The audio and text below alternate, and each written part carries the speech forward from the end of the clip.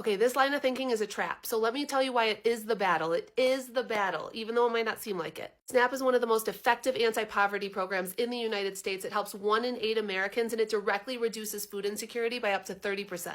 And every dollar that goes into SNAP generates $1.50 to $1.80 in local economic activity. It's an incredibly effective public health program. But for decades, Republican lawmakers have not tried to strengthen SNAP, they've tried to cut it. And the way they can try to effectively do that is by pushing restrictions and rebranding that as reform. This isn't new. It's exactly what happened with welfare in the 1990s. Politicians pushed the idea of welfare queens, painting poor families as irresponsible and undeserving. And they used that narrative to build support for restrictions, time limits, work requirements, stricter rules. And in 1996, they passed the Personal Responsibility and Work Opportunity Act. They called it reform, but what it really did was dismantled cash assistance and replaced it with something called TANF, or the Temporary Assistance for Needy Families, which today reaches far fewer families and leaves many in deep poverty. And that was able to happen because public support dropped and the support for these restrictions increased, and so they were able to gut the program while claiming they were making it better.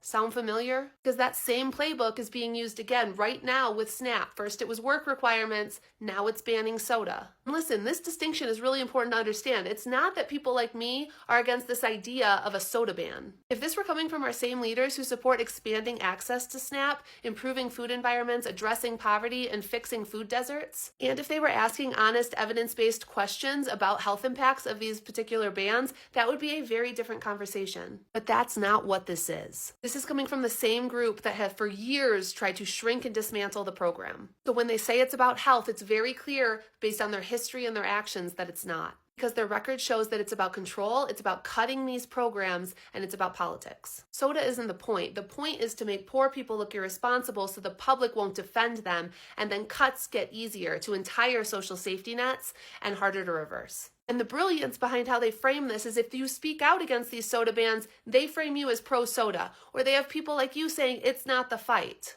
When it is. A soda ban won't fix poverty, it won't fix low wages and food deserts and long hours, and it definitely won't fix our food system. What it will do is create stigma, open the door to more restrictions, and give politicians cover to cut the program that actually keeps people fed.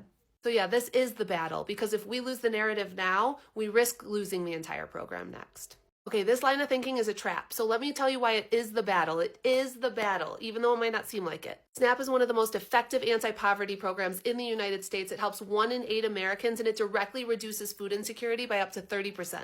And every dollar that goes into SNAP generates $1.50 to $1.80 in local economic